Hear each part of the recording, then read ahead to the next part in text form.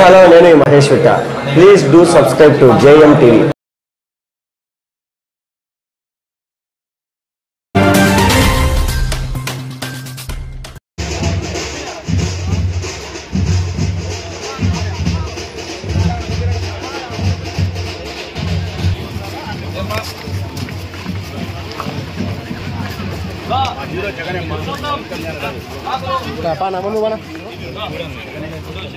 Pada ini ke pada?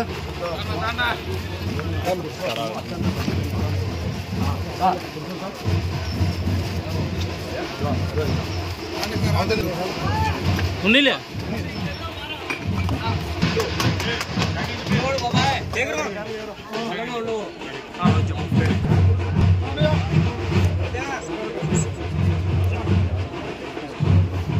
Mama, late aita dinga chaala.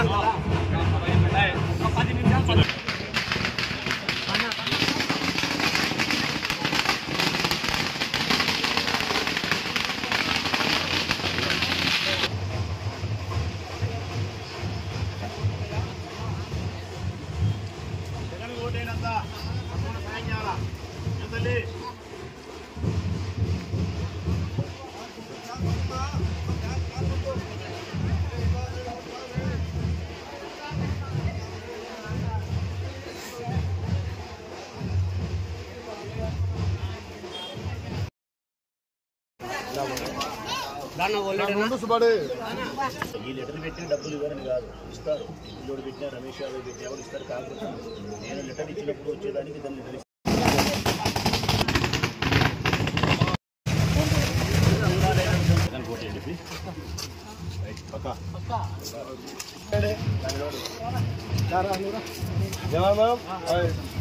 మీరు అందరూ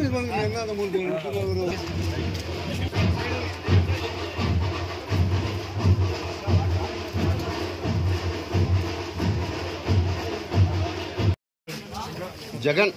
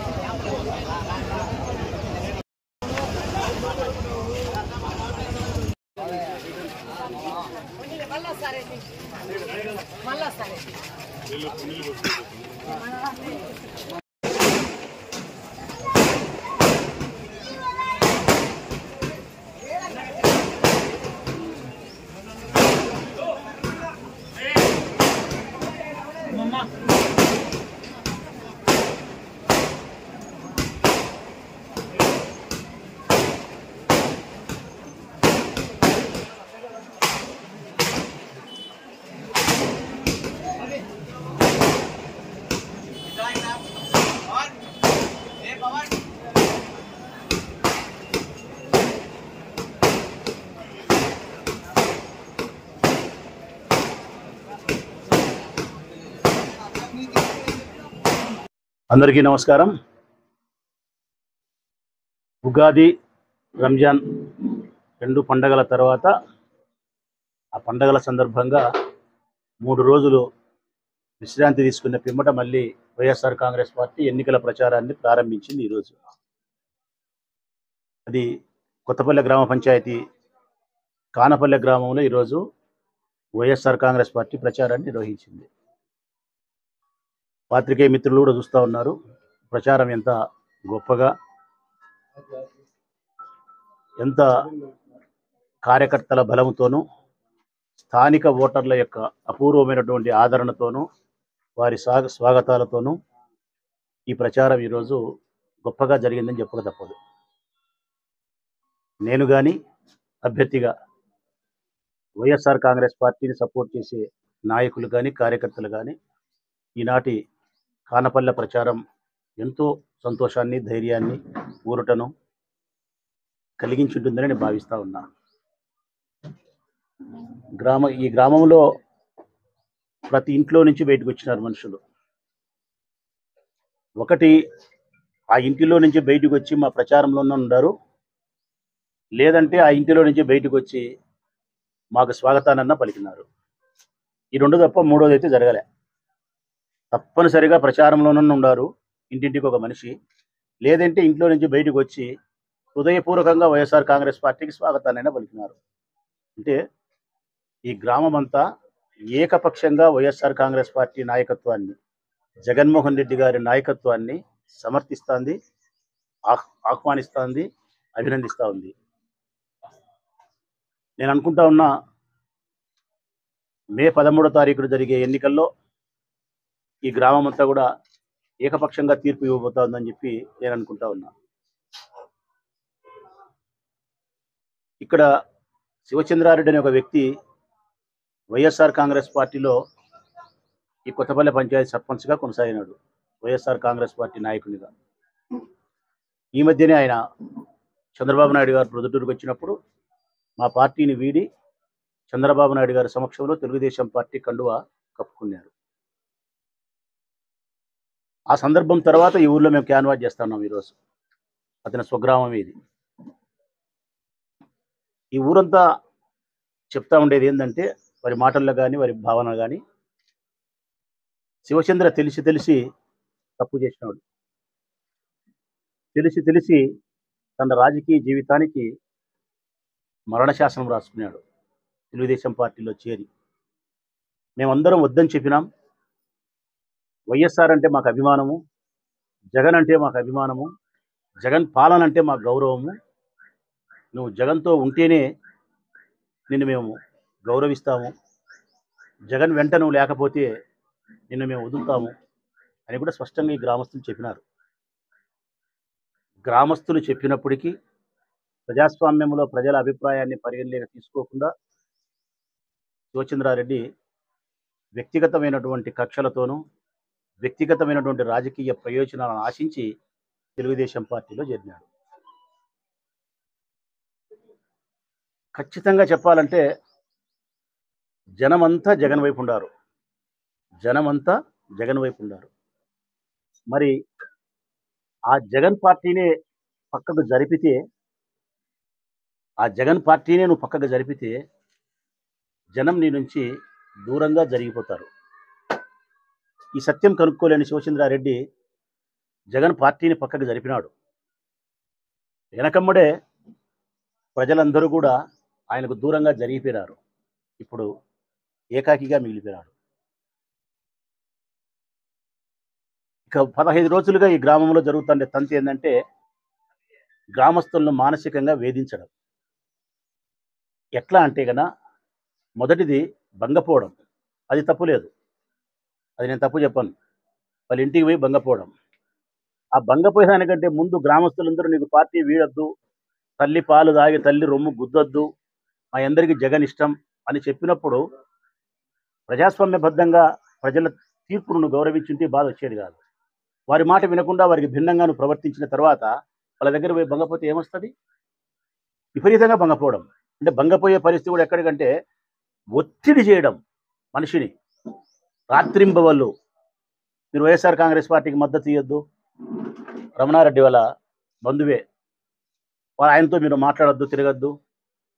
ఇక్కడ ఉండే వాళ్ళు స్థానికులందరూ కూడా కానపల్లి గ్రామస్తులే. అన్ని కులాలకు సంబంధించిన వాళ్ళు ఉన్నారు. రెడ్డి గారు ఉన్నారు, క్రిస్టియన్స్ ఉన్నారు, యాదవులు ఉన్నారు. ఈ 3 కులాలు ప్రధానంగా ఉన్నాయి. మీరు వైఎస్ఆర్ కాంగ్రెస్ పార్టీ జెండా పట్టకూడదు, రమణారెడ్డితో మాట్లాడకూడదు, ఎమ్మెల్యే వచ్చినప్పుడు తిరగకూడదు అని చెప్పి తీవ్రమైనటువంటి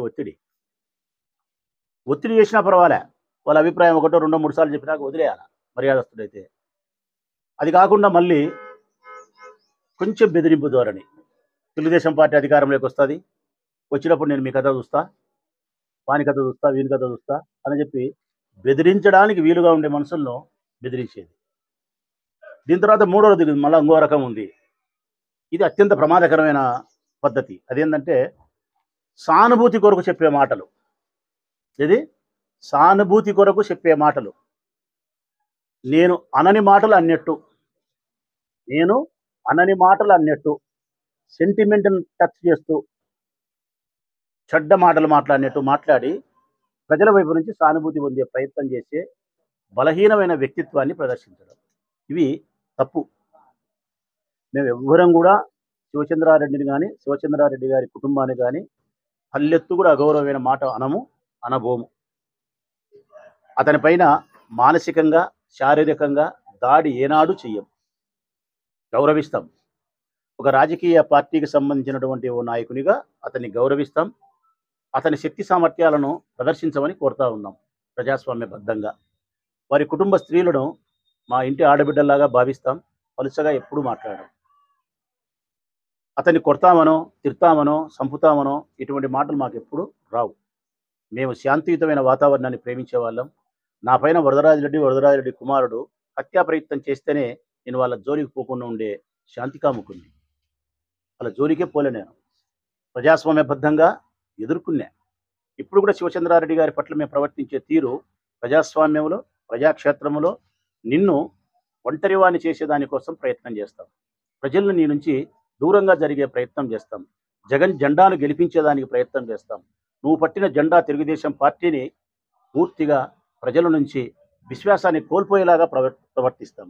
ఇంకా చెప్పాలంటే కానపల్లె గ్రామాన్ని 1 సంవత్సరం కాలం లోపల జూన్ 4 ఎన్నికలు అయిపోయిన తర్వాత మాట ఇస్తా ఉన్న కానపల్లె గ్రామస్తులకు జూన్ 4/24 నుంచి జూన్ 4/25వ సంవత్సరం నాటికి సంవత్సరం కాలంలో ఈ ఊర్లో ఉండే మౌలికమైనటువంటి వసతులకు సంబంధించిన ఇబ్బందులు ఏవైతే ఉన్నాయో వాటిని సంపూర్ణంగా మెరుగుపరిచి ఈ గ్రామాన్ని అభివృద్ధి చేస్తారు.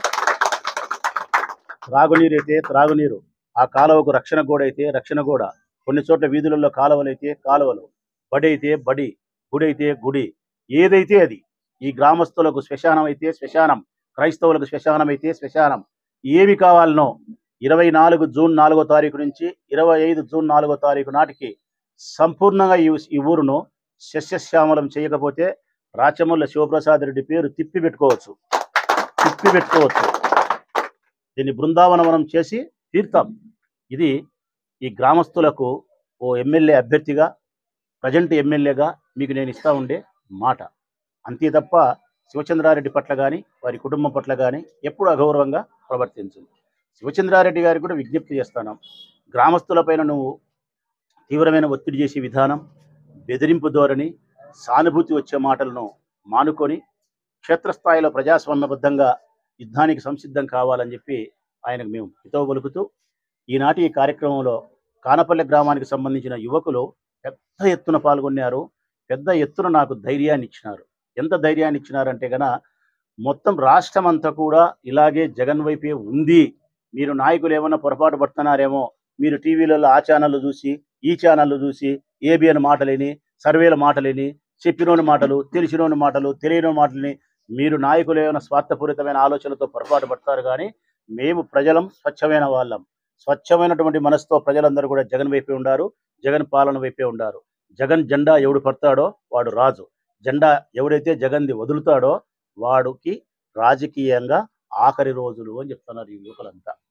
జగన్ జెండా పట్టినవాడు రాజు, జగన్ జెండా వదిలిన వానికి రాజకీయంగా ఇవి ఆఖరి రోజులు అని చెప్తున్నారు. ఇది ఈ గ్రామంలో ఉండే రైతులు కానీ, రైతు కూలీలు కానీ, యాదవులు కానీ, క్రైస్తవులు కానీ, రెడ్డి కులస్తులు కానీ, యువకులు కానీ, వ్యాపారస్తులు కానీ ముక్త కంఠంతో ఏకస్తులే చెప్తా ఉండే మాట. మనస్ఫూర్తిగా ఈ గ్రామానికి, ఈ గ్రామంలో ఉండే ఒక్క ప్రజలకు కాదు, రాచమల్లు వైఎస్ఆర్ కాంగ్రెస్ పార్టీ అభ్యర్థిగా యావత్ ఈ గ్రామానికే రాచమల్లు శిరస్సు వంచి ధన్యవాదాలు తెలియజేస్తా ఉన్నాడు. వీరికి బస్సు సౌకర్యానికి సంబంధించి కూడా వీరితో మాట్లాడతాం. అది అవసరం అనుకుంటే అది కూడా ఏర్పాటు చేస్తాం. సరే, ఈ వీడియో మీకు నచ్చినట్లయితే లైక్ బటన్ క్లిక్ చేయండి. మరిన్ని వీడియోలను పొందడానికి దయచేసి సబ్స్క్రైబ్ చేయండి.